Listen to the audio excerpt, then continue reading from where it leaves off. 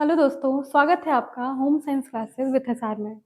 दोस्तों, आज की क्लास में हम बाल विकास यानी कि चाइल्ड डेवलपमेंट के एक बहुत ही इम्पोर्टेंट सेगमेंट के बारे में पढ़ने जा रहे हैं, जिसे हम थियरीज के नाम से जानते हैं, यानी कि सिद्धांतों के बारे में अब हम क्लास में पढ़ाई करेंगे। ठीक है?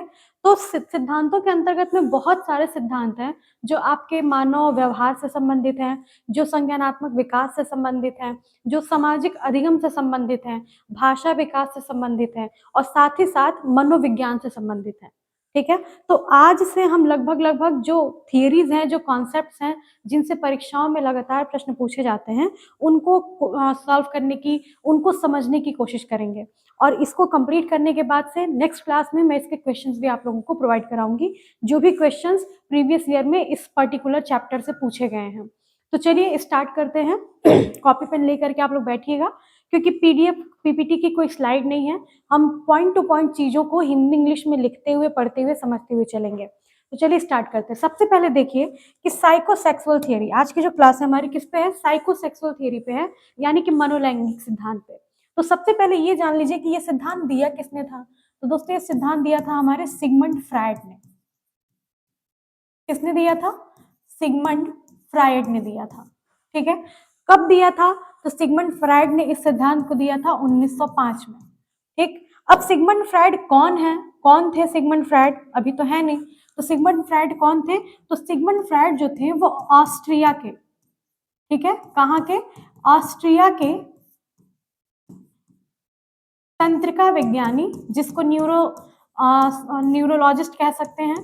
ठीक है? तंत्रिका विज्ञानी और साथ ही साथ मनोविश्लेषक थे। मनोविश्लेषक यानी कि साइको एनालिटिक।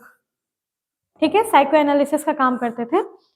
तो ये कहाँ के थे? ऑस्ट्रिया के तंत्रिका विज्ञानी और मनोविश्लेषक इनको कहा जाता था, जो कि उन्होंने कब दिया था? 1905 में अपनी एक थियरी दी थी, जिसको कि हम साइकोसेक्सुअल थियरी कहते हैं। इस सिद्धांत के पहले ही उन्होंने साइको एनालिटिकल थियरी भी दी थी, तो उसे भी हम पढ़ेंगे। वो थोड़ा डीप में पढ़ने वाली चीजें हैं।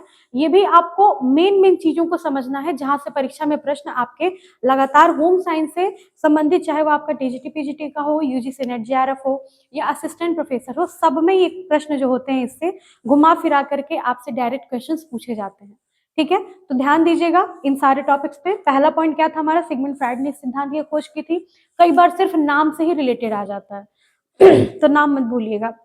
ये क्या थे? तो ये ऑस्ट्रिया के न्यूरोलॉजिस्ट और साइको एनालिटिक्स थे। ठीक है? मतलब मनोविश्लेषक थे। सबसे बड़ी बात कि इन्होंने जो अपना ये साइकोसेक्सुअल थियरी दी, इसमें इन्होंने एक बात कही कि जो भी बच्चे का विकास होता है, ठीक है, बच्चे के व्यवहार, उसका एनालिटिकल, यानी कि सॉरी, एनालिटिकल नहीं, सेक्सुअल की बात हम कर रहे हैं कि बच्चों में मनोलैंगिक विकास कैसे होता है। ठीक है? बालकों में जो मनोलैंगिक विकास होता है, वो फ्रायड के अकॉर्डिंग वो बचपन यानी कि शैशवावस्था से ही प्रारंभ हो जाता है। ठीक है? और इसके लिए इन्होंने इसके 5 स्टेजेस बताए हैं। कितने स्टेजेस बताए हैं? 5 स्टेजेस। कौन कौन से? सबसे पहला हमारा स्टेज जो होता है वो होता है ओरल स्टेज। ठीक है? ओरल स्टेज, जिसे मुखीय अवस्था कहा जाता है। दूसरा हमारा आता है एनल स्टेज, जिसे हम गुदीय अवस्था कहते हैं। ठीक है? फिर तीसरा हमारा आता है फैलिक स्टेज। Phallic stage. चौथा होता है हमारा लैटेंसी स्टेज। Latency stage. और फिर हमारा पांचवा जो होता है उसे हम कहते हैं जेनिटल स्टेज, यानी कि जननेंद्रिय अवस्था। जननेंद्रिय अवस्था, हिंदी में ओरल यानी कि मुखीय अवस्था। ठीक है? इसके बाद एनल हमारा यानी कि गुदीय अवस्था। फिर हमारा फैलिक स्टेज आता है, जिससे हम फैलिक स्टेज होता है। फिर हमारा लैटेंसी स्टेज यानी अदृश्यावस्था। और लास्ट में हमारा है जेनिटल स्टेज। ठीक है? जिसे हम जननेंद्रिय अवस्था कहते हैं। जो भी बच्चे पहले से पढ़ रहे हैं वो इन सभी स्टेजेस के बारे में जानते हैं। और आपको ये भी पता होगा कि जो नए बच्चे क्लास को देख रहे हैं उन्हें बताते चले कि ये जो स्टेजेस हैं, पांचों स्टेजेस, इनको सीक्वेंस में लगाने के लिए कई बार परीक्षाओं में प्रश्न बनते हैं। तो इसलिए इनका सीक्वेंस याद रखिएगा। पहले नंबर पे ओरल स्टेज, दूसरे पे एनल है, तीसरे पे फैलिक है, चौथे पे हमारा लेटेंसी है और पांचवे पे हमारा जेनिटल स्टेज है। ठीक है? इन्होंने कहा कि जो बालक का मनोलैंगिक विकास होता है वो कहीं ना कहीं इन 5 स्टेजेस में होता है। और इसमें सबसे इंपॉर्टेंट बात इन्होंने ये कही थी, नोट कर लीजिएगा, अभी मैं आपको उसके स्क्रीनशॉट्स लेने के लिए भी ब्रेक कर दूंगी, आप नोट कर लीजिएगा उसको, ठीक है। इन्होंने सबसे इंपॉर्टेंट एक बात कही, यानी कि अगर इनकी थियरी का इंपॉर्टेंट फोकस देखा जाए कि इंपॉर्टेंट फोकस किस पर है, तो वो एक बहुत ही इंपॉर्टेंट टर्म है लिबिडो। किस पर है? लिबिडो पर, ठीक है। लिबिडो क्या होता है? लिबिडो को हम कहते हैं काम शक्ति। लिबिडो यानी कि काम शक्ति, ठीक है। इन्होंने कहा कि बच्चा जो होता है वो शैशवावस्था से ही क्या होता है, अपने लैंगिक जो उसका आनंद होता है, जो अनुभूतियां होती हैं, उनको पूरा करने के लिए बहुत सारी जो भी उसकी क्रियाएं होती हैं वो कहीं ना कहीं अपनी लैंगिक आवश्यकताओं की, अपनी लैंगिक जरूरतों की पूर्ति करने के लिए करता है, ठीक है। इसीलिए उन्होंने 5 स्टेजेस बताए। तो इसलिए कई लोगों ने इसका विरोध भी किया है, लेकिन उन्होंने जो फिलहाल बताया है उससे हम स्टडी करेंगे। तो लिबिडो का मतलब क्या होता है? काम शक्ति। तो लिबिडो टर्म किसने दिया है? तो लिबिडो टर्म दिया है किसने? सिगमंड फ्राइड ने दिया है। किस थियरी में दिया है? तो अपनी साइकोसेक्सुअल यानी कि मनोलैंगिक सिद्धांत जो है उसका, उसमें उन्होंने दिया हुआ है, ठीक है। इंपॉर्टेंट फोकस इसी लिबिडो पर है। और इसी लिबिडो का जब वो पूर्ति होता है, बालक शैशवावस्था से लेकर के अपने ग्रोथ एरिया मतलब अपने डेवलपमेंट तक और लास्ट उम्र के लास्ट पड़ाव तक कहीं ना कहीं उसको पूर्ति करने का ही प्रयास करता है। खास बात क्या है लिबिडो की? लिबिडो, थोड़ा सा गला खराब है तो एडजस्ट कर लीजिएगा। लिबिडो काम शक्ति में क्या होता है? मतलब कि व्यक्ति की क्या होती है, कामुक जो इच्छाएं होती हैं, ठीक है, उनकी शारीरिक, उनकी मानसिक जो भी कामुक इच्छाएं हैं, उनकी जब पूर्ति होती है, क्या होता है? जब उनकी पूर्ति होती है तो उसे आनंद की अनुभूति होती है। किसकी अनुभूति होती है? आनंद की अनुभूति होती है, ठीक है। और जब इसकी पूर्ति नहीं होती है तो उससे क्या होता है? उसको समायोजन, सामाजिक समायोजन बैठाने में दिक्कत होती है। फिर हमारे जो निगेटिव बिहेवियर होता है हमारा, इसकी वजह से पॉजिटिव बिहेवियर डेवलप होता है। और जब पूर्ति नहीं होती है तो उसकी वजह से नकारात्मक यानी कि निगेटिव बिहेवियर जो होता है वो डेवलप होने लगता है, ठीक है। तो ध्यान रखिएगा, लिबिडो टर्म की इन्होंने बात की थी। लिबिडो बहुत ही इंपॉर्टेंट है इनके इस थियरी के अकॉर्डिंग। तो चलिए अब एक एक स्टेजेस को हम देखते हैं, मेन पॉइंट्स को। सबसे पहला जो हमारा स्टेज है वो कौन सा है हमारा? Oral stage. ओरल स्टेज यानी कि मुखीय अवस्था। मुखीय अवस्था, ठीक है। जैसा कि इसके नाम से समझ में आ रहा है कि अब यहाँ पे ध्यान क्या देना है आपको? ध्यान यही देना है कि सारी चीजें लिबिडो के अकॉर्डिंग ही है। तो इस अवस्था में जो बच्चे का लिबिडो है, यानी कि उसका जो केंद्र है, केंद्र कहाँ पर है? केंद्र मुख के पास है, केंद्र मुख पर है, ठीक है। मुख पर केंद्र होने के कारण बच्चा क्या करता है? इस समय अपनी कामों की इच्छाओं की पूर्ति मुंह के द्वारा करता है। यानी कि आपने देखा होगा बच्चों को फीडिंग करते हुए, ठीक है, फीडिंग करता है बच्चा तो उससे उसको आनंद की अनुभूति मिलती है। कई बच्चे ऐसे होते हैं जो थंब सकिंग करते हैं, ठीक है, यानी कि अंगूठा चूसना, अंगूठा चूसना, अंगूठा काटना, ये सारी चीजें क्या होती है? ये सारे के सारे आपके मुखीय अवस्था के अंतर्गत आते हैं। और बच्चा क्या करता है? इन क्रियाओं के द्वारा, इन सभी क्रियाओं के द्वारा इस अवस्था में अपने आनंद की अनुभूति करता है। दूसरी चीज इसमें आपको क्या ध्यान रखना है कि इसी अवस्था में, ये जो अवस्था होती है कब से कब तक की होती है? तो 0 से लेकर के 1 वर्ष तक की ये अवस्था होती है। कई बार मिलान करने को भी आता है, तो मिलान करने में भी ध्यान दीजिएगा कि 0 से 1 वर्ष की जो अवस्था होती है वो हमारी क्या होती है? वो हमारी ओरल स्टेज होती है, यानी कि मुखीय अवस्था होती है, ठीक है। इस उम्र में बच्चों में स्थिरीकरण आ जाता है, स्थिरीकरण। सारे इंपॉर्टेंट पॉइंट्स बस बता रहे हैं आप लोगों को, ये लिखिए और समझाते चलते हैं। यानी कि फिक्सेशन, अगर कभी टर्म पूछ लिया आपसे फिक्सेशन किस से संबंधित है, तो फिक्सेशन जो है वो आपका ओरल स्टेज यानी कि मुख्य अवस्था से संबंधित है।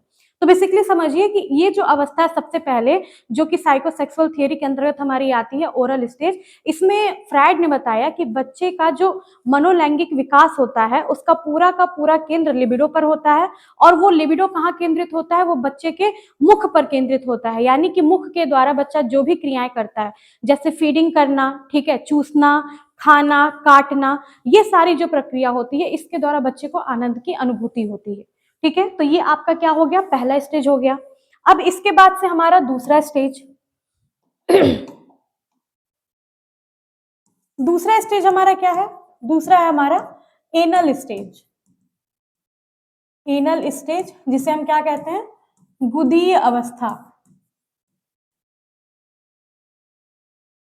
गुदी अवस्था। ठीक है, अब इस स्टेज में क्या होगा, केंद्र कहां पर होगा,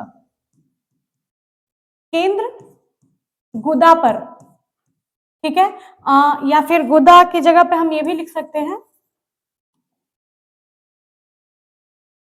केंद्र जो होगा वो हमारा एनल पर, एनल यानी वही गुदा पर केंद्रित होता है, एनल पर केंद्रित होता है। क्या केंद्रित होता है, तो लिबिडो। ठीक है, लिबिडो कहाँ केंद्रित होता है, एनल भाग पर केंद्रित होता है। अब इसका मतलब क्या है कि बच्चा जो है वो कहीं ना कहीं सामाजिक, अब बच्चा समझदार हो जाता है, जो हमारा पहला स्टेज है, उसके बाद जब बच्चा बड़ा होने लगता है तो इस अवस्था में बच्चा अपने गुदा द्वार पर सारा का सारा फोकस केंद्रित करता है। ठीक है, और इसमें क्या करता है, बच्चा कंट्रोल करता है, कंट्रोल करना सीखता है, कंट्रोल करना सीखता है। किस पे, अपने ब्लैडर पे। ठीक है, अपने ब्लैडर पे, ठीक, अपने बाउल कंट्रोल पे, बाउल कंट्रोल यानी कि अपने मल मूत्र पे। ठीक है, मल मूत्र पे नियंत्रण करना, वो किस अवस्था में होता है, तो वो गुदी अवस्था में होता है। मल मूत्र पर नियंत्रण करना बच्चा सीखता है, क्योंकि यही वो अवस्था होती है जब बच्चा सामाजिक तौर पे लोगों से मिलने जुलने लगता है और चीजों को समझता है। यहाँ पर क्या करता है बच्चा, अपने जो भी ये खासकर बाउल मूवमेंट होता है, ब्लैडर मूवमेंट होता है, इस पे नियंत्रण करने का प्रयास करता है, ताकि समाज में उसे, मतलब बच्चे क्या करते हैं, आपने देखा होगा कि छोटे बच्चे जो होते हैं, अगर 2 साल तक के बच्चे हैं, 3 साल तक के बच्चे हैं, तो उनको अगर सुसु पॉटी लगता है तो क्या करेंगे, जाएंगे मम्मी से कहेंगे, या उससे कहते हैं जो उनके परिवार के हो, जिनके पास वो सिक्योर फील करते हैं। ठीक है, वो उनसे जाकर के कहते हैं। अब बचपन में क्या होता है, बचपन में कोई कंट्रोल नहीं होता है, कोई शर्म वाली बात नहीं होती है, तो इसीलिए बच्चे क्या होते हैं, अपने पैंट में ही कर देते हैं। तो नॉर्मल है ये सारा जो प्रोसेस है ये होता रहता है, सभी के साथ ही प्रक्रिया जो है वो चलती रहती है। ठीक है, लेकिन इस पे बच्चे क्या करते हैं, निसंकोच रूप से भी, ठीक है, घर वालों परिवार वालों के सामने निसंकोच रूप से मल मूत्र पर नियंत्रण भी करते हैं और उसको त्यागने की प्रक्रिया भी जो होता है बच्चे करते हैं। ठीक है, इसमें एक खास बात ये रखना है कि पहली बार यहाँ पे क्या होता है, फर्स्ट टाइम, सबसे पहली बार बच्चा जो होता है, पहली बार बच्चे के मन में अंतर्द्वंद की स्थिति उत्पन्न होती है, अंतर्द्वंद की स्थिति उत्पन्न होती है, बच्चा पहली बार फील करता है। क्यों, क्योंकि उसे अपने सोशल बिहेवियर के साथ, यानी कि सामाजिक व्यवहार और उसके एडजस्टमेंट के लिए किसकी आवश्यकता होती है, मतलब एडजस्टमेंट करना पड़ता है उसे उस अवस्था में, इसीलिए वो अंतर्द्वंद यानी कि डिलेमा फील करता है। ठीक है, तो ये डिलेमा की स्थिति होती है, पहली बार बच्चा फील करता है। तो खास बात यहाँ क्या याद रखना है आपको कि एनल स्टेज में लिबिडो जो होता है एनल पर केंद्रित होता है, कंट्रोल जो होता है ब्लैडर और बॉल मूवमेंट का बच्चे को कंट्रोल करना आवश्यक होता है, और कई बार इन सब चीजों को, क्रियाओं को करने में वो आनंद की अनुभूति ही वो वहीं से प्राप्त करता है, और पहली बार अंतर्द्वंद की स्थिति इसी अवस्था में बच्चे को होती है। ठीक है, चलिए अब अगले स्टेज पे चलते हैं, तीसरा स्टेज। ये बहुत इंपॉर्टेंट स्टेज है क्योंकि इसमें आपको 2 टर्म्स पढ़ने होंगे जो कि आपकी परीक्षा में लगातार पूछे जाते हैं। ठीक है, ये आपका है फैलिक स्टेज। ठीक है, ये क्या है, ये आपका फैलिक स्टेज है, इसे भी हम लैंगिक अवस्था ही कहते हैं, इसे हम क्या कहते हैं, लैंगिक अवस्था कहते हैं। ये वो अवस्था है जब बच्चा क्या होता है, बहुत ज्यादा जिज्ञासु हो जाता है। इस अवस्था में बच्चा क्या होता है, क्यूरियोसिटी जो होती है इस एज में ज्यादा होती है। ठीक है, यानी कि बच्चा क्या होता है, जिज्ञासु। अब देखिए, पहले ओरल स्टेज में बच्चे का जो लिबिडो था वो मुख पर केंद्रित था, एनल स्टेज में जो लिबिडो है वो एनल पर केंद्रित हो गया। तो यहाँ पर फैलिक स्टेज में जो लिबिडो होता है वो कहाँ पर केंद्रित होता है, वो लिंग पर केंद्रित होता है, यानी कि लैंगिक क्रियाओं पर केंद्रित होता है। ठीक है, लिबिडो कहाँ होता है, लैंगिक क्रियाओं पर केंद्रित हो जाता है, लैंगिक क्रियाओं पर। इसी उम्र में बच्चा क्या करता है, डिफरेंस करना जान पाता है, मेल और फीमेल में क्या अंतर कर पाता है, मेल एंड फीमेल के डिफरेंस को समझ पाता है, मेल एंड फीमेल में अंतर समझ पाता है। ठीक है, ये अवस्था कब तक होती है, एक मिनट, यहाँ पर एक चीज छूट गया था हमारा, क्या छूटा था कि ये एज जो होती है ये कब तक की होती है, तो पहली अवस्था 0 से 1 साल की है और जो दूसरी अवस्था होती है वो 1 से 3 वर्ष तक की होती है। ठीक है, और फिर हमारी जो अगली ये वाली स्टेज है, ये वाली जो स्टेज है ये हमारी कब से कब तक की होती है, तो ये हमारी 3 से लेकर के 6 वर्ष तक की होती है। ठीक है, यहाँ पे क्या करता है बच्चा, सबसे पहली बार मेल और फीमेल में अंतर करना सीख पाता है। यहाँ पे बच्चे क्या करते हैं, माता पिता के साथ तादात्म्य स्थापित करते हैं, माता पिता के साथ तादात्म्य स्थापित करते हैं। ठीक है, यानी कि आइडेंटिफिकेशन का एज होता है ये। यहाँ पर बच्चे ये अंतर कर पाते हैं कि लड़का और लड़की में क्या डिफरेंस है, अपने जेनिटल पार्ट्स के बारे में उनमें थोड़ी सी अवेयरनेस आ जाती है, उसके प्रति और वो जानने के लिए जिज्ञासु होते हैं। और सबसे इंपॉर्टेंट जो चीज होती है वो यहाँ पर ये होती है कि इस एज में 2 चीजें डेवलप होती हैं। ठीक है, जिनको हम कॉम्प्लेक्स भी कहते हैं, 2 तरह की जटिलताएं दिखाई देती हैं। एक होता है हमारा इलेक्ट्रा कॉम्प्लेक्स, ठीक है, और एक होता है ओडिपस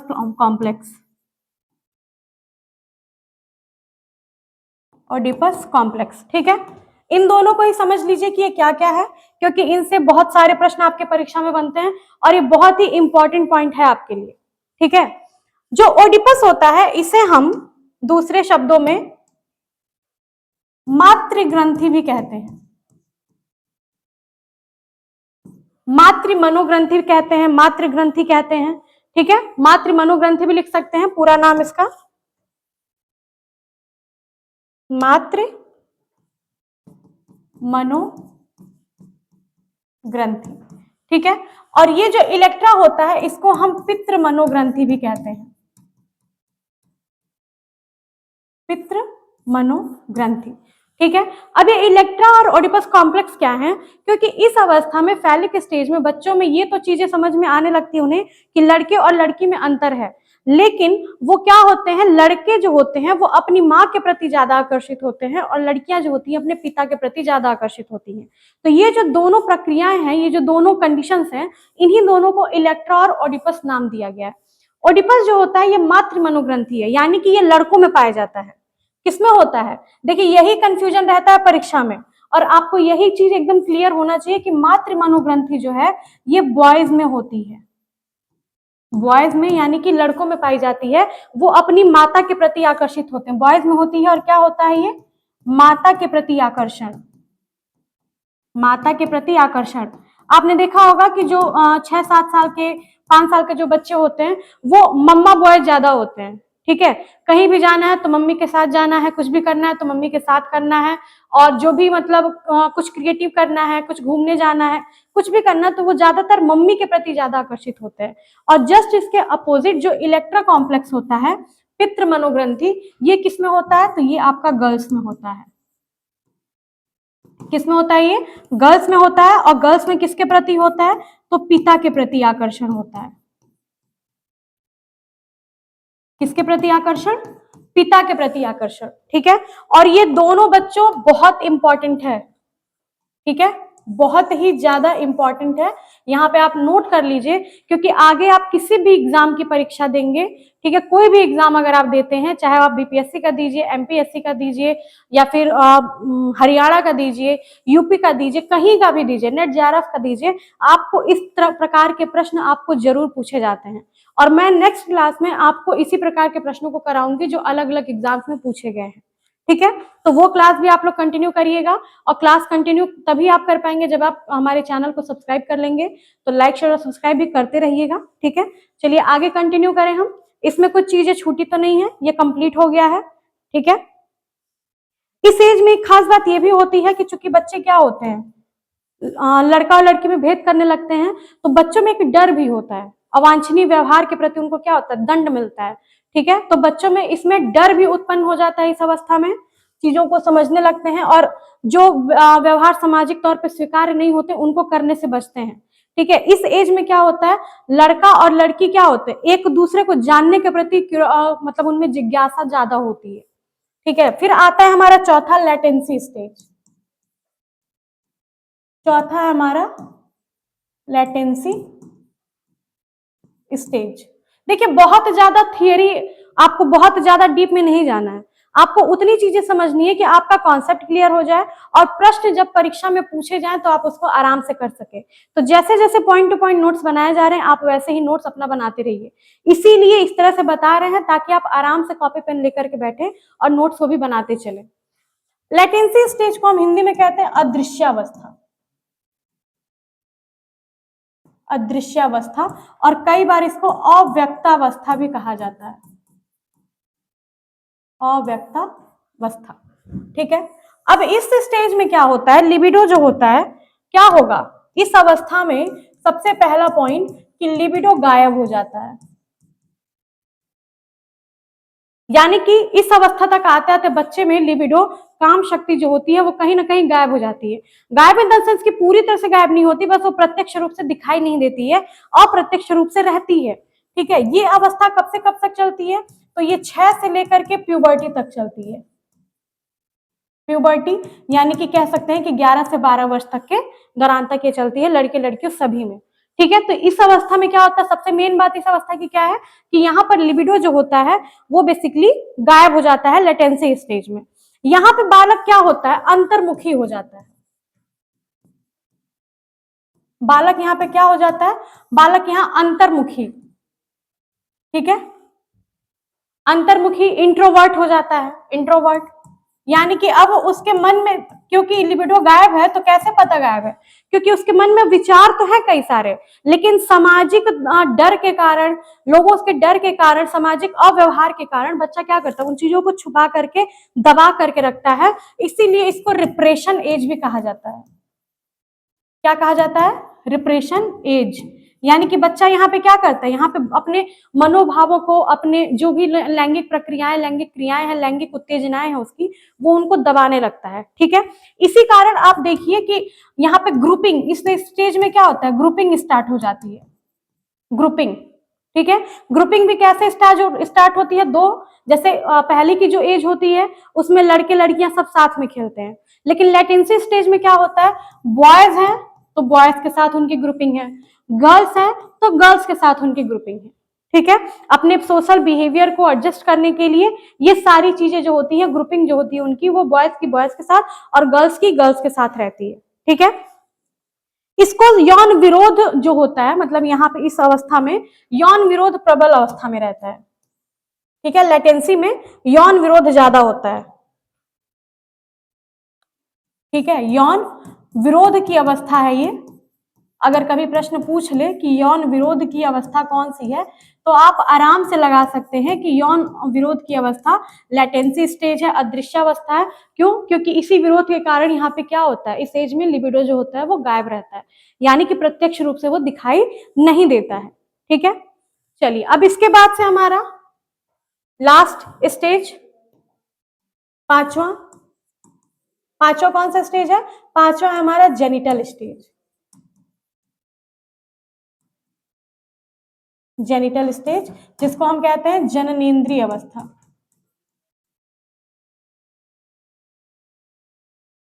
जननेंद्रिय अवस्था।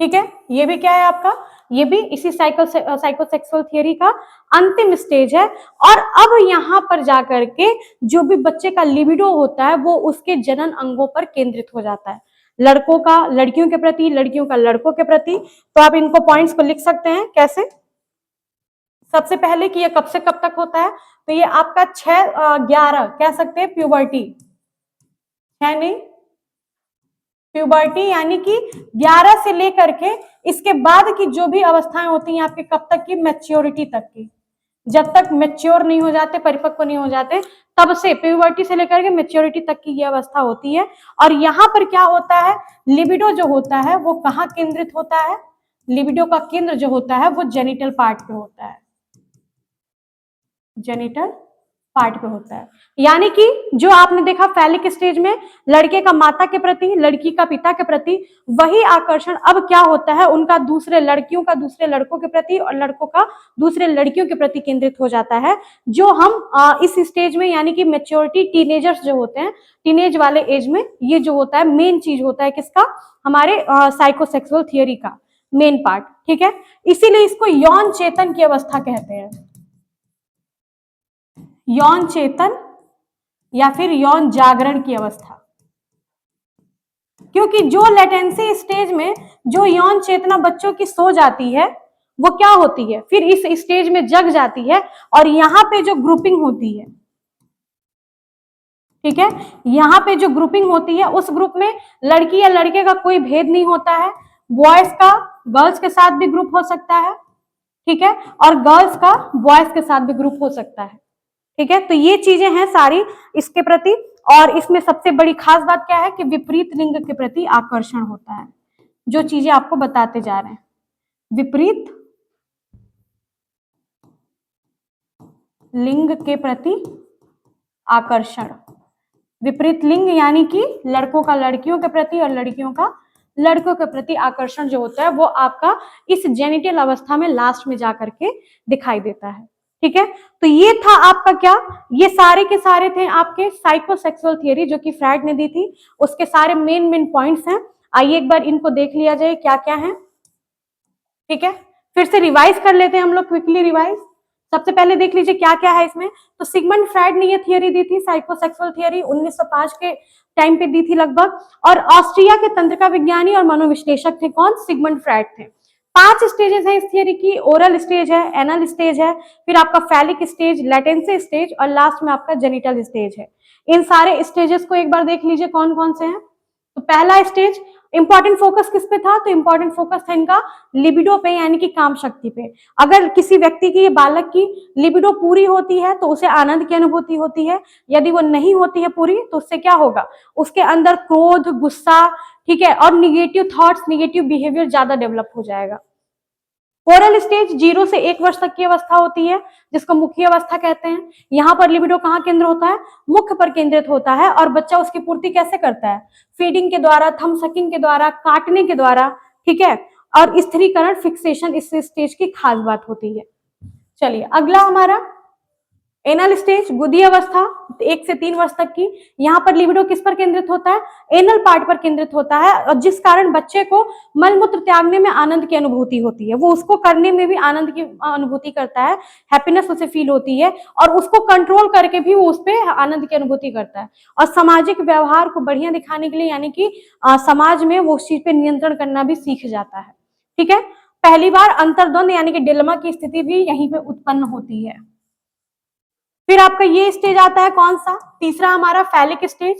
फैलिक स्टेज को लैंगिक अवस्था भी कहते हैं। इसमें क्यूरियोसिटी यानी कि जिज्ञासा बच्चों के प्रति ज्यादा होती है, मेल और फीमेल के प्रति जानने के प्रति। माता पिता के बीच में तादाम्य यानी कि आइडेंटिफिकेशन स्थापित होता है, जिसके कारण बच्चों में 2 तरह के कॉम्प्लेक्स डेवलप होते हैं, ठीक है। 2 तरह के कॉम्प्लेक्स कौन कौन से, इलेक्ट्रा कॉम्प्लेक्स और साथ ही साथ आपके ऑडिपस कॉम्प्लेक्स। इन कॉम्प्लेक्स को क्या क्या कहते हैं, तो इलेक्ट्रा को हम कहते हैं पितृ मनोग्रंथि, पितृ मनोग्रंथि। ऑडिपस को कहते हैं मातृ मनोग्रंथि, जो कि बॉयज में होता है माता के प्रति आकर्षण, और ये क्या होता है, पिता में होता है गर्ल्स में होता है पिता के प्रति आकर्षण। बहुत ही इंपॉर्टेंट कॉन्सेप्ट है, इसको जरूर ध्यान रखिएगा, कई बार मैंने बताया आपको। फिर हमारा आता है लेटेंसी स्टेज, अदृश्यावस्था या अव्यक्तावस्था। ये कब से कब तक होता है, तो ये 6 से लेकर के प्यूबर्टी तक होता है आपका। लिबिडो यहाँ पर क्या होता है, गायब हो जाता है, मतलब प्रत्यक्ष रूप से दिखाई नहीं देता है। बच्चे में रिप्रेशन की स्थिति आ जाती है, और बच्चा जिस कारण क्या होता है, अंतर्मुखी होता है, यानी कि अपने भावों को, अपने विचारों को, अपनी इच्छाओं को दमन करने लगता है, दबाने लगता है, जिस कारण रिप्रेशन उत्पन्न होता है। ग्रुपिंग होती है यहाँ पे, तो बॉयज की बॉयज के साथ होती है, गर्ल्स की गर्ल्स के साथ होती है। समूहीकरण की अवस्था भी इसको कहा जाता है, यौन विरोध की अवस्था भी इसे कहा जाता है, ठीक है। और सबसे लास्ट जो हमारा है वो क्या है, जेनिटल स्टेज यानी कि जननेंद्रिय अवस्था। तो ये प्यूबर्टी यानी कि प्यूबर्टी 11 साल से लेकर के उसके बाद की जो अवस्थाएं होती है मैच्योरिटी तक, परिपक्व अवस्था तक की अवस्था होती है। यहाँ पे लिबिडो जो होता है वो जेनिटल पार्ट में आ जाता है, और इसको यौन चेतन, यौन जागरण की अवस्था भी कहते हैं। क्यों कहते हैं, क्योंकि जो लेटेंसी स्टेज में सो गया रहता है, मतलब यौन चेतनाएं सो गई होती हैं, उनके जागृत होने की अवस्था ये होती है। ग्रुपिंग बॉयज का गर्ल्स में, गर्ल्स का बॉयज के साथ होता है, और विपरीत लिंग के प्रति यानी कि यौन आकर्षण जो होता है वो बालक बालिकाओं में, लड़के लड़कियों में, सभी में होता है, ठीक है। तो आज की क्लास के लिए ये था सारा का सारा आपका साइकोसेक्सुअल थियरी, जो कि बहुत कम समय में और बहुत शॉर्ट और मेन पॉइंट्स के माध्यम से मैंने आपको बता दिया है। अच्छा लगा होगा तो लाइक शेयर सब्सक्राइब जरूर कर दीजिएगा, और वीडियो देखने के लिए thank you so much. Thank you so much for watching. मिलते हैं नेक्स्ट क्लास में, ठीक है? तब तक के लिए क्लास से बने रहिए, शेयर जरूर कर दीजिएगा, लाइक भी कर दीजिएगा अच्छा लगा होगा तो। इसके नेक्स्ट क्लास में मैं आपको इससे कम से कम अलग अलग परीक्षाओं में पूछे हुए कम से कम 10 क्वेश्चन जरूर कराऊंगी। और फिर हम मिलते हैं एक और नए थियरी के साथ, जो कि फ्राइड की या पियाजे की, किसी की भी हो सकती है, जो जो इंपॉर्टेंट थियरीज आपकी परीक्षा में पूछे जाते हैं। मिलते हैं नेक्स्ट क्लास में। Thank you so much.